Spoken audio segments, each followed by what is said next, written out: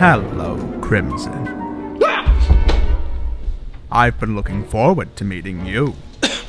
What the hell? You're real? Of course I am. I'm as real as that notebook you're holding. Lets you see Shinigamis like myself. Fine. So can you tell me what a death god is doing in my room? But why not? I've always found humans to be fascinating creatures, but you internet critics are perhaps the most interesting of the bunch. So much rage, anger, hatred even. And for what? For 2 little hours of your life spent on a movie. Look, if you've come here to insult me... Insult you? I would never dream of that. I admire your work. Why else do you think I gave you that book? Oh, no. I've seen some bad movies, but nothing worth killing anyone over. Not even Nick Sparks deserves that. Hold on now, Krimson. You haven't even heard what movie I want you to review yet. It's the new Death Note movie, isn't it? Lucky guess. Thanks, but no thanks. Burning this now. Now, Krimson. Let's not be hasty. Tell you what.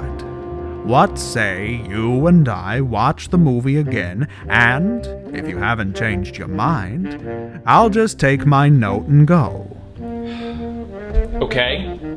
And if I refuse? I write your name down in my notebook, you die horribly, then I ask the nostalgia critic if he's any more interested in my deal. Yeah, I see. So, crossover? Crossover. It'll be one for the ages.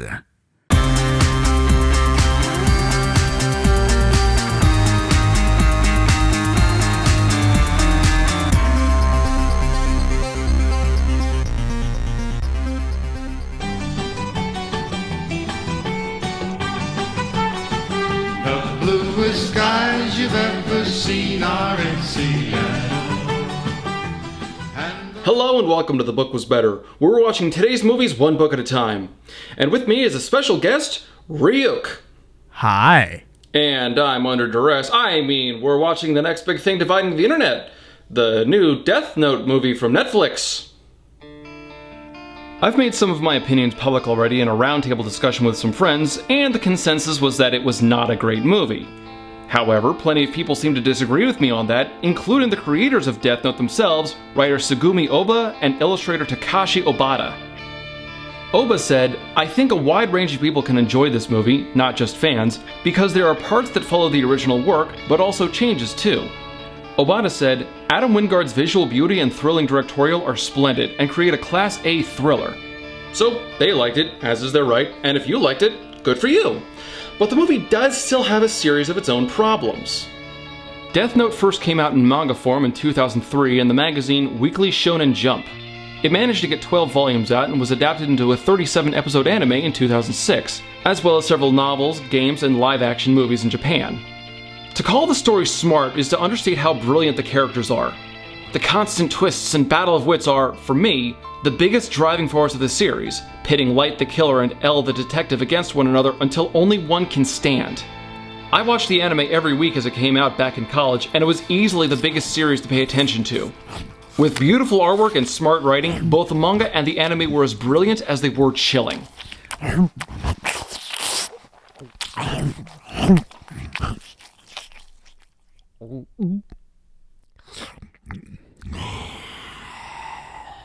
I'm sorry, am I boring you? It seemed impolite to say so at the time, but now that you've asked, yes, you are. I like to establish background info first. It gives the viewer better context for what we're getting into, and I think some of this is interesting. Look, if you want to pass the time, you can help read some of this. Fine. Give me the damn script already.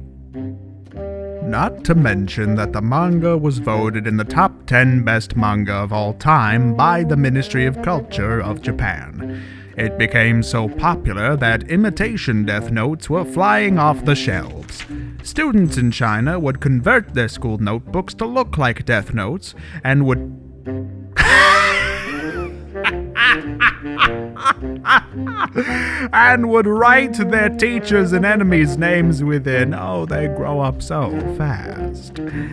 As a result, several cities in China, like Shanghai and Beijing, voted to ban the series in order to protect the physical and mental health of students. I haven't heard this much crock since I came to your world. Cut to 2017. Netflix has gone from the DVD mailing service that took down the Blockbuster movie company and now has a movie and TV production studio. They've made several good products in recent years, but the release of Death Note, directed by Adam Wingard, has been one of its most polarizing. There were complaints of adapting the original story, accusations of whitewashing, moving the setting from Japan to Seattle, and in casting. Oh, the casting. But that was just the initial reaction, and the internet does have a tendency to overreact to everything under the sun, and sometimes even the sun itself. The sun is a deadly laser. Okay. So how was the movie and the adaptation in the end? Did Netflix screw up, or should we be looking forward to a sequel? If I hear that sequel talk from you again, Krimson, it'll be the last thing you ever say. Lovely. I'm Crimson Rogue, and I'm afraid for my life. This is Netflix's take on Death Note.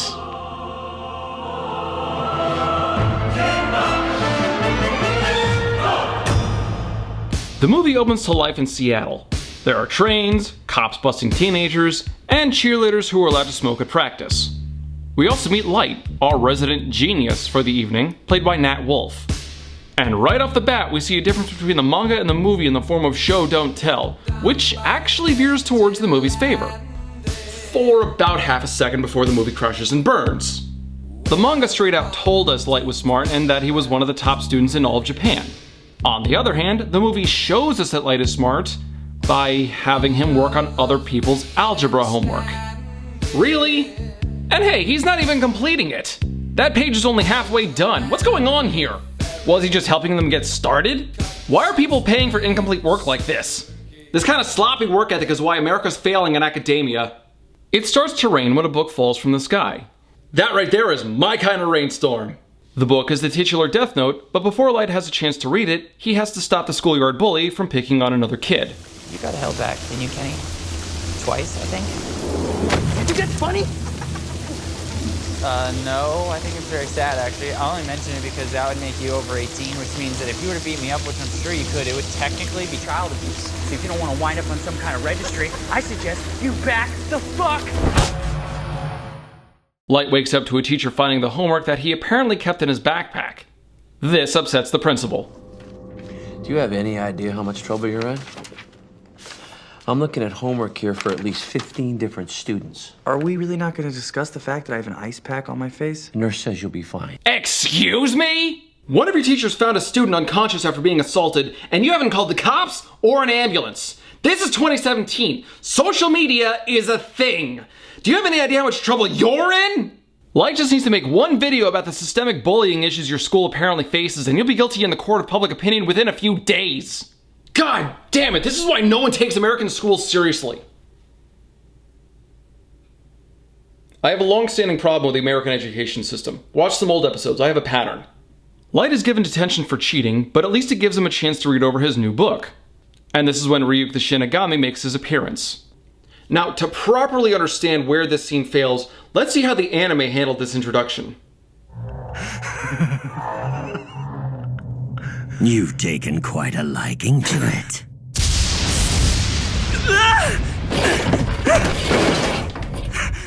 Understandably startled, but Light picks himself back up with his dignity still intact. And while we're at it, let's see how the Japanese live-action movie showed this scene.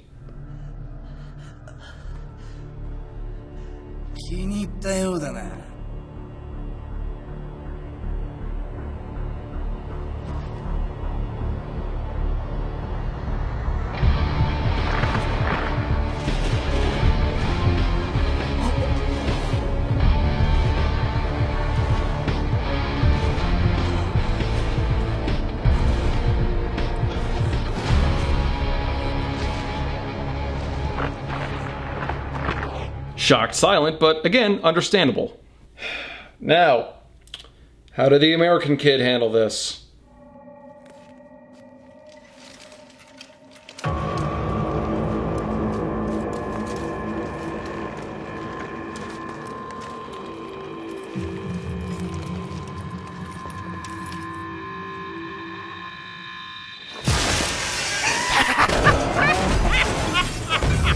Like, stop. You're making us all look bad. This scene honestly threw me off when I first saw it. I mean, look at this. That looks like something a parody channel would come up with mocking this movie. Hell, I wouldn't be surprised if that's exactly what ends up happening. Light finally calms down, and we see the one element that almost everyone agrees on with this movie. Relax, Light. You're asleep.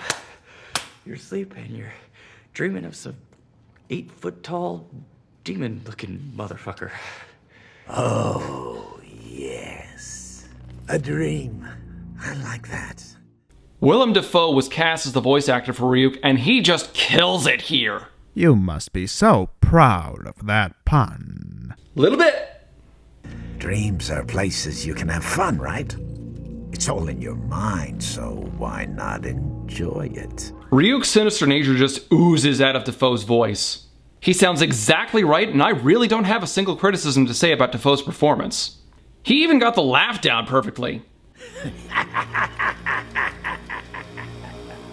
I would say this is a loyal representation of how Ryuk was shown in the anime, except Dafoe apparently never saw the anime before filming and just chose the voice based on a picture of Ryuk.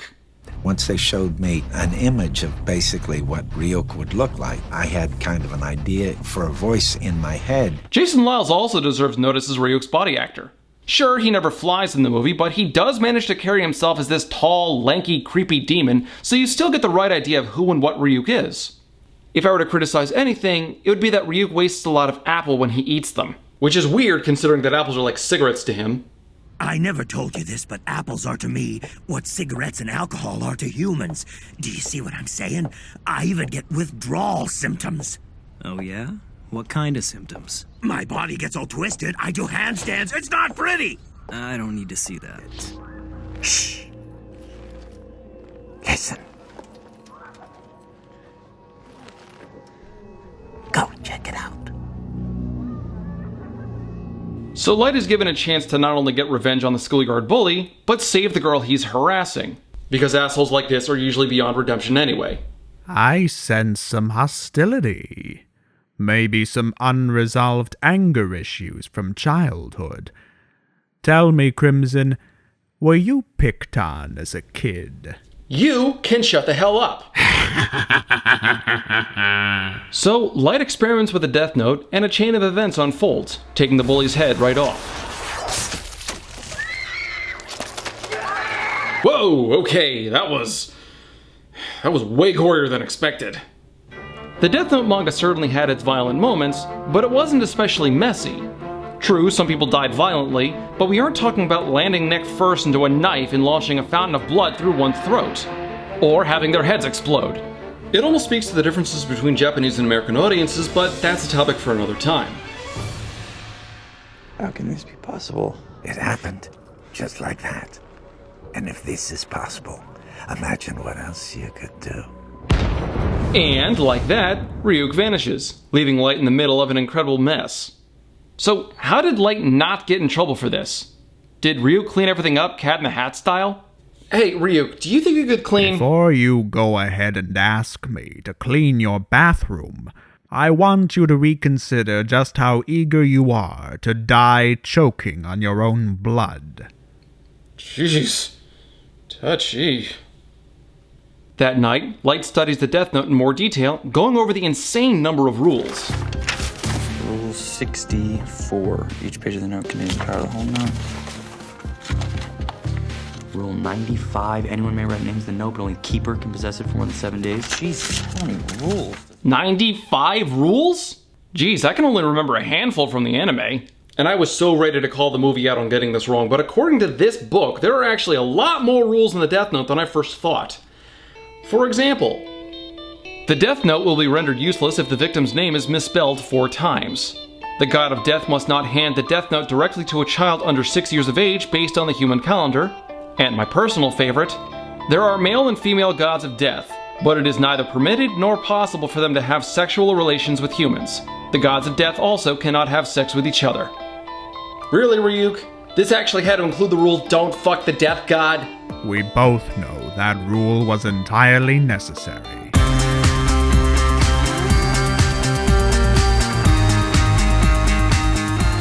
Okay, you have a point. Light decides to begin his career cleansing the world of all the bastards, assholes, and criminals. And he starts with the man who killed his mother. The name and the face is all you have to have. So, unlike the manga, Light's mother is dead and her killer got off, possibly because he bribed the jury. And yet, it looks like Light needs to pull out this newspaper article to remember his name or what he looked like. If someone killed my mother, I'd have that info carved in the back of my eyelids! But the plan works and Light gets his revenge, again in gory fashion. I just got a call. Our friend Anthony Scomo lives no more. Impaled himself on a steak knife in the middle of a restaurant. Holy shit. Yeah. You seem happy. Probably shouldn't be, but yeah, I am. This momentous occasion leads Light to read more about the Death Note. In the open. At school. Where he could be caught. Death Note? What is it? What is what? Your book? I can't tell you. Okay. Good call, Light. You really shouldn't be broadcasting something like... Do you really want to know? Son of a bitch! This is Mia, replacing Misa from the manga. She's gone from a bubbly airhead teen idol to some apathetic cheerleader with a secret death fetish. So they're both annoying characters. This is one change that annoyed a lot of viewers. Yes, Misa being an airhead was kind of grating, but it was her personality that let her latch onto Light with such strong devotion. And it was Light's willingness to manipulate and use her that showed us just how far he was willing to sink in order to reach his goal of creating a better world. Instead, what we wind up with is a pair of bored teenagers who just want to act out and aren't able to carry on with the themes or deep ideas from the manga. Actually, on that note, one of the more impressive things about Death Note is that it doesn't exactly have a traditional villain, someone who the audience can easily stand against like Voldemort or Emperor Palpatine. Now, I think we can all agree that Light does eventually become the bad guy, but it was through his pursuit of creating a perfect world according to his shifting personal morality. This means questions are raised in the manga like, what is justice? Who dictates what is moral and immoral? And how far is too far in pursuit of creating a utopia? Some people will say that killing anyone is too far, while others will say that Light crossed the line when he started killing law enforcement officers and those trying to stop him. Others may say he didn't go far enough. The dichotomy between Light's justice and morals lined up against the detective hunting him, known only as L, and his idea of justice and morals. It led to a lot of great discussions when I was watching the anime with friends, but so far, the only conversation this movie started is whether or not it sucks. So, Mia joins Light and the two go on a murder spree. And they make out and have sex along the way. God damn it, she really does have a death fetish. I just keep thinking, why should it just be for me? All the people that make life miserable, make life dangerous, I can reach them now. The two form up and decide to become the vigilante hero, Kira. And going in, this was one of my biggest concerns of the movie. Kira was the name the public gave Light for the plethora of heart attack deaths that started targeting criminals across the world. Kira loosely translates to killer, so it makes sense for a Japanese character to have a Japanese name. So how the hell does the movie justify this? Kira. Kira? What does that mean? It actually means light in Russian and Celtic. Well, wouldn't you be worried that they could just trace it back to you then? No, could they? It also sort of means killer in Japanese, so if they're gonna be looking for him, it's gonna be on the wrong continent. Are you kidding me? That's the best you could do. Give some forced translation that you hope throws the cops off your trail. I don't know enough Russian or Celtic to know if Kira really translates to light in either of those languages, but Mia is right. It's a really stupid link back to you and an unnecessary risk. You're supposed to be smart, damn it! Most criminals are given their names through the media anyway, so just getting ahead of it makes you sound like a tryhard or an edgelord. But then again, in this day and age, you don't exactly want the internet naming things for you. Let's not forget Mountain Dew's disastrous Dub the Dew campaign. We asked, and you answered, and now it's time to welcome the latest flavor to the Mountain Dew lineup. That's right, it's the cool, refreshing taste of Hitler Did Nothing Wrong. In stores now! And another thing, Light in the manga didn't advertise himself as Kira. In fact, he didn't even like the name at first. The Legend of Kira the Savior. Huh. Sounds pretty cool. Is this about you? Yeah, I think they've taken the name Kira from the English word killer. Can't say I'm too happy about that, but it looks like that's the name they've decided to give me. He let public perception and the mystery of his string of murders heighten their fears. He just killed waves of criminals and let the pattern speak for itself, because he was a smart character, unlike the awkward loner kid we have here. And it's not like the crew of this movie wasn't aware of Light's motivations in the manga. Light in the manga wanted to make himself unto a god, to rise up and create a better world. Similar thing with this movie. And that's why they have you. It's bigger than me. It's bigger than us. What they want is a god. So let's give it to him. Let's give him a god. Let's make a name for it and everything. It's almost fascinating how they came so close but still missed the mark. The string of murders catches international attention, including that of the famous and reclusive detective known only as L. He's played by Lakeith Stanfield and may have the most salvageable portrayal of a character out of anyone else from this movie, aside from Ryuk. I've said before that it's the small things that make a difference, and Stanfield was able to get the small details about his character down just right. Eating lots of candy, sitting in chairs with his knees raised, and even the way he holds things all make it sound like this guy understood his character. I'm tempted to say that where he could, he just told the director to back off and just let him handle the scenes. That just handles the small details though. The larger ones are still a bit of a problem. Oh, yes. It gets so much worse. Go on, Crimson. Tear this movie apart. Show everyone how bad it is. Okay. Elle reaches out to help the Seattle police through Watari, acting as Elle's window to the world, which is directly in contrast to an earlier moment when Elle was inside a crime scene, but whatever. I would like to speak with you regarding the Kira investigation. Okay, when? Right now. So, Officer Turner and Elle speak via laptop, which is how we always acted in the manga. And yet this Elle blatantly goes out in public so often that he should wear sunscreen. Sorry, just one problem at a time. Elle has a task force already assembled, comprised of FBI agents, Interpol, and now Officer Turner. And say goodbye to them because none of them will have any impact in the rest of the movie. You could literally write all of them out and it wouldn't change the story in any way. Contrast this to the task force in the manga, in which we not only knew all the members, but the task force was vital in closing out the series. But that is nothing compared to what the movie does next. Despite Elle being a recluse, despite not knowing how Kira kills people, and despite keeping his very existence so secret that even some cops don't know if he's real, Elle steps out into a prepared press conference to speak directly to Kira. Kira, if you're watching this, know that I am coming for you. Unless, of course, you'd like to kill me right now. This sort of ballsy risk was never what Elle was about in the manga.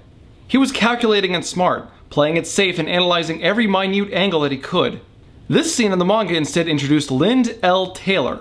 Taylor spoke on a news broadcast and gave Kira the same challenge, only he had his face and name out in the open. Light took the bait and killed Taylor, thinking he was L, which did two things for the real L. It confirmed that Kira was able to kill remotely, and it narrowed down where Kira was watching from to a specific district in Japan. This was the first real display we had of L's intellect, and a promise of what we had to look forward to. Finally, Light had a real challenge in this new rival. Instead, what we got in the movie is a dumbed-down L fighting a dumbed-down Light. We know that he wants to kill me, but is unable. What if you're wrong? Then, James, I'd be dead. Or he can't kill you yet. Or he didn't want to kill you publicly. Or he simply doesn't want to kill you at all because you're with law enforcement. You're making a lot of assumptions here, Elle, not logical conclusions like your Japanese counterpart. Putting yourself out there like that without knowing your opponent is just going to get you killed. And if I didn't know better, I'd say this adaptation is talking down to Americans. Really? 'Cause from what I've seen, some of you really need it. Get off the ceiling! Obviously, Light can't take this challenge sitting down. Unfortunately, it's Mia who's driving the plot as she encourages Light to murder a squad of FBI agents following multiple suspects. Taking out the guy that's following us would only indicate that it's me. That's why you'd have to get rid of all the agents, regardless to who they're following. That way they wouldn't know who it was, but they would definitely know what happens when you fuck with Kara. I can't believe you're saying this. I can't believe you're not. Doing so would certainly narrow the list down to the 12 or so people being tailed. Light can't come up with his plan because he's just a poor, misunderstood little boy, and Mia is a raving psycho bitch. I thought they were just trying to make Mia smarter in this adaptation. No, she's actually more violent, more vindictive, and more manipulative than Light ever is in this movie. What would you do if some guy fucked me? Oh, I'd kill him. Yeah? Yeah. Would you kill him? Yeah. She even works in two separate schemes. One in which she murders the FBI detail helping Elle, and another where she forces Light to give up the death note by writing his name down inside of it. This simple change completely warps one of the themes from the manga, that being Light's descent into evil as he took darker and darker steps to win his game against Elle. Frankly, it would have been a forgivable sin if at least the movie could have been good instead of this atrocity that we got. Officer Turner gives the same come at me bro speech that L gave, and because he doesn't immediately die, L jumps to conclusions. Sir. Light Turner's Keto. Okay, he's not wrong, but his logic is a little faulty, something which his Japanese counterpart wouldn't have mistaken. There are any number of reasons why Officer Turner wouldn't get killed like that, several of which do not lead to Light being Kira.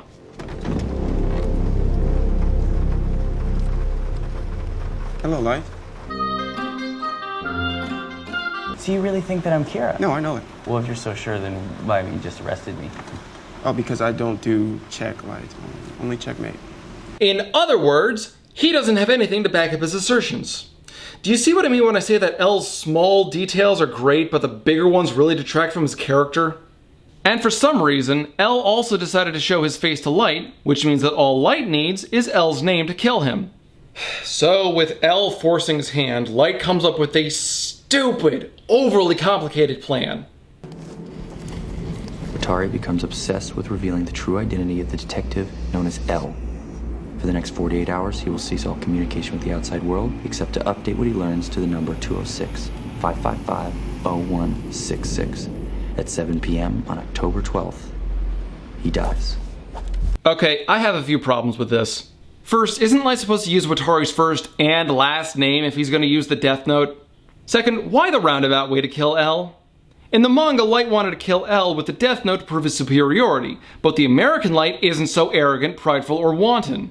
Watari is L's right-hand man and has unfettered access to him. Just have Watari shoot L in the head and then himself. Or build a bomb and blow it up next to L. Kinda like when we saw the terrorist kill himself with a grenade and he took out his cohorts with him. Or hell, L has made no effort to conceal himself physically from the public. Just have any number of cops, some of whom Light probably knows personally, shoot L dead. But no, that's not good enough. Instead, this scared, desperate teenager, who's supposed to be really smart by the way, comes up with a plan that, spoiler warning, ends up failing. Say, those are some pretty good ideas. Thanks. You know, you wouldn't make a half-bad Kira. No, shut up! The movie's almost over. Watari calls Light, but even he doesn't know L's true name. So literally seconds after instigating it, Light's plan is falling apart. L was trained since childhood to join an elite society of detective prodigies, and his real name is kept in an old filing cabinet in an abandoned mansion in the woods in New York. For some reason. No. You don't have any time to sleep, okay? You have 48 hours to get a name. What happens in 48 hours? You just need to go right now. I will go. So while Watari leaves on his little excursion, L becomes emotionally distraught. I'm really sorry about your friend. I'm sure he'll be fine. Damn it! You don't have to get the door! You have crossed the line. Forced me to do the same, and I implore you, you will not survive. Try to mess up again! I'll fucking kill you! Okay. Tear this place apart! Tear it apart! But Light doesn't have time to worry about L, since he has a dance to get ready for. So while Light is busy making an ass of himself, Watari is just moments away from revealing the true name of L, when he comes down with a slight case of death. And that's when Mia reveals she's been plotting behind his back. If you want out, you're out. All I need is for you to give me the book. Are you insane? Do you think that I would ever let you near that thing again? You didn't read it. What did you do? Light Turner's heart stops beating at midnight. Every step she's taken since the disagreement with how to handle the FBI tale was to gain control over the situation and ultimately the Death Note itself. There's another rule in the Death Note that says if you burn a page with someone's name on it before he or she dies, you'll save their life. Light was going to do this for Watari, but Mia stole the page so she could pull this ploy on Light and save his life, since you can only burn one page. Even though this book says you can do it as often as you like. So, with no allies left, Light does something so clever, you'd almost have to call it plot convenient. Light grabs the Death Note, jots some words down, and runs, with the cops searching for him to put him into protective custody thanks to Light's father. But before he gets far, he has to deal with L. You see, L received the bad news about Watari and went a little crazy, stealing a cop car and even grabbing a gun despite his distaste for them. Boys! I clearly explained what would happen if Watani wasn't safely returned to me? What kind of gun is that? It looks like a prop from a sci-fi movie. Beware of L and his two strongest weapons, his mind and his science gun. Coming this fall to a theater near you. Don't move! Do not move! This man is Kita. I'm working with law enforcement in order to capture and eliminate... Oh, Kira. What do you know? Fanboys can be useful. Light runs into Mia at the docks, and they get in the Ferris wheel. Here, if you want the book, get it. What the fuck? Take this up! Take this up now! Take the book! Okay.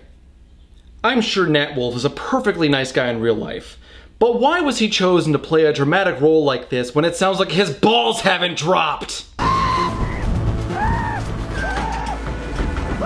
Are we sure that this guy has hit puberty?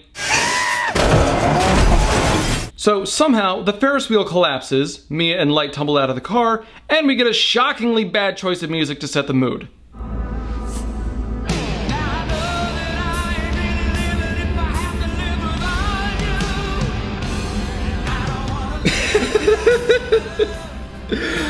Oh, wow! What were they thinking? Sure, the lyrics might fit what Light is feeling, but the melody is way off. This has the same effect as playing a Celine Dion song.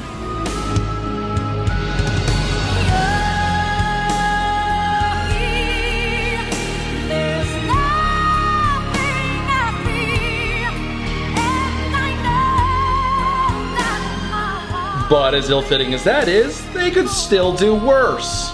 I'm gonna fuck you softly. I'm gonna screw you gently. I'm gonna hump you sweetly.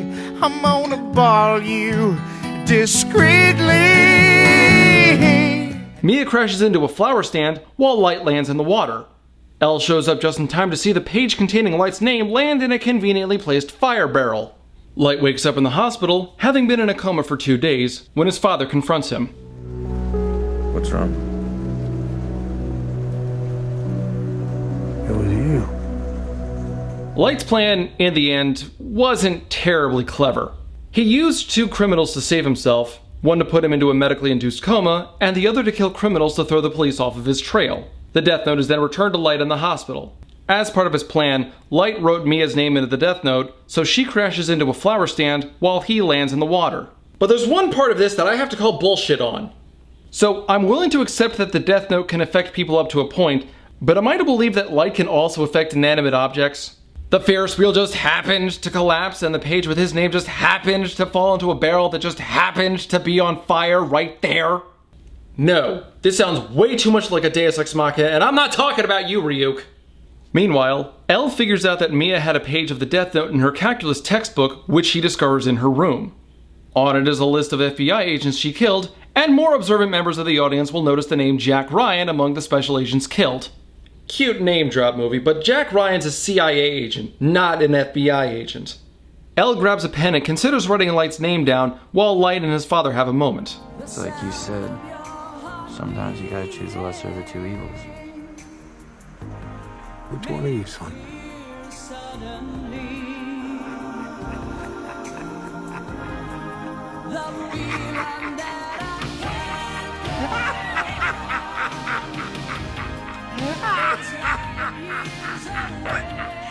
You humans are so interesting.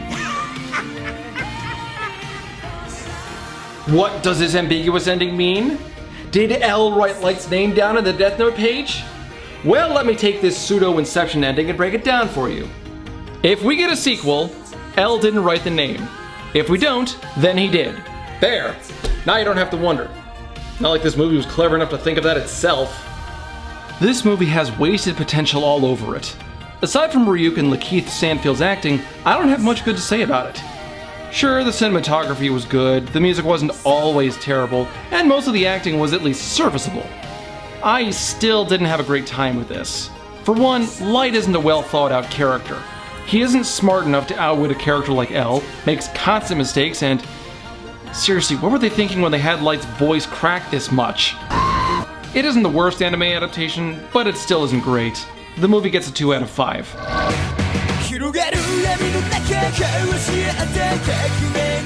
I'm more familiar with the anime than I am the manga, but either way, this is a brilliant series. The constant face-off between Light and L had me switching sides between them so often it would give Theon Greyjoy whiplash. Light did something genius. I want him to win. L is a deductive mastermind. I hope he catches Kira. The second half of the series does run a little slow when Nier and Mello were brought in, but oh god, that cliffhanger in the second to last episode was amazing.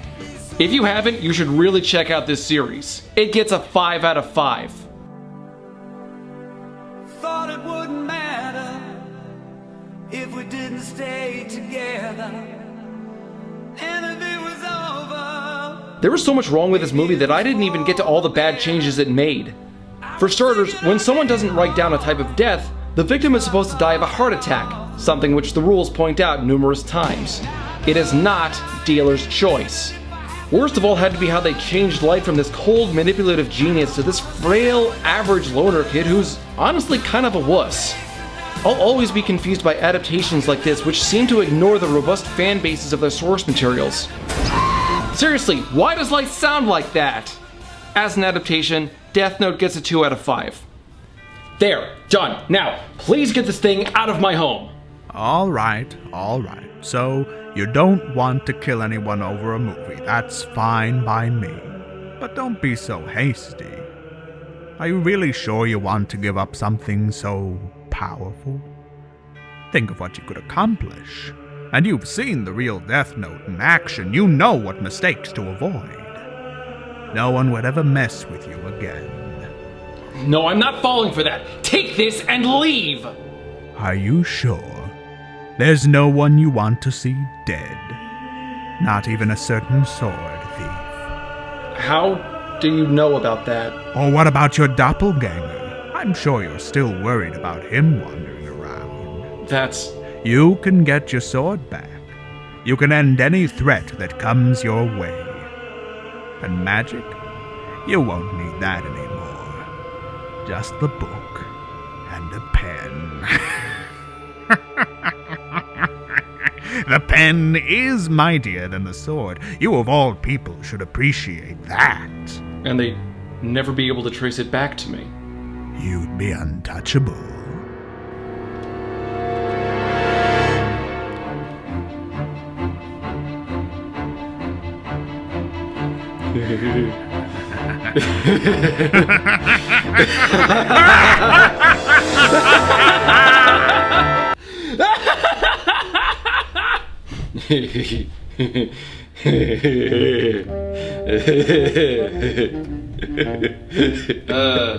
Dude? NPC, I'm gonna get my sword back. Crimson, remember when we watched the Death Note movie together and I told you that alcohol doesn't mix well with your health potions? It's because it can cause some vivid hallucinations. Oh. But it's a Death Note. Sure it is, buddy. Let's get you to bed. Come on. I'm tired.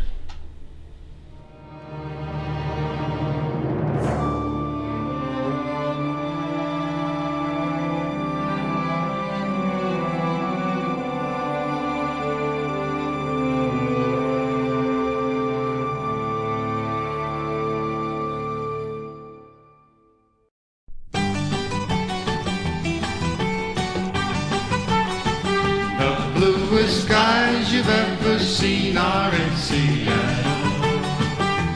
and the hills the greenest green in Seattle.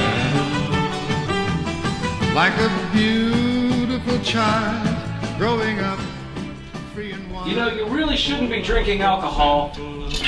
And Netflix shouldn't be adapting animes they don't understand.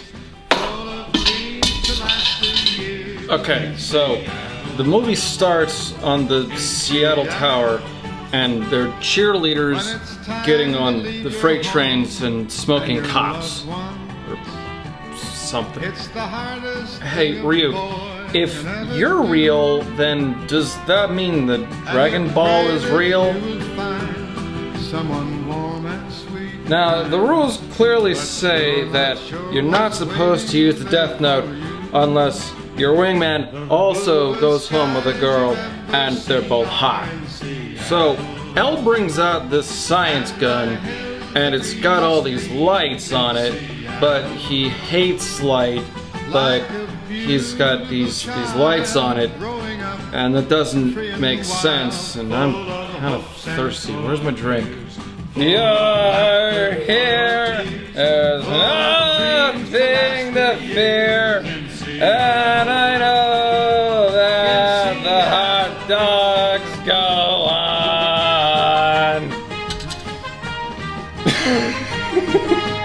When you find your own true love, you will know it by her smile.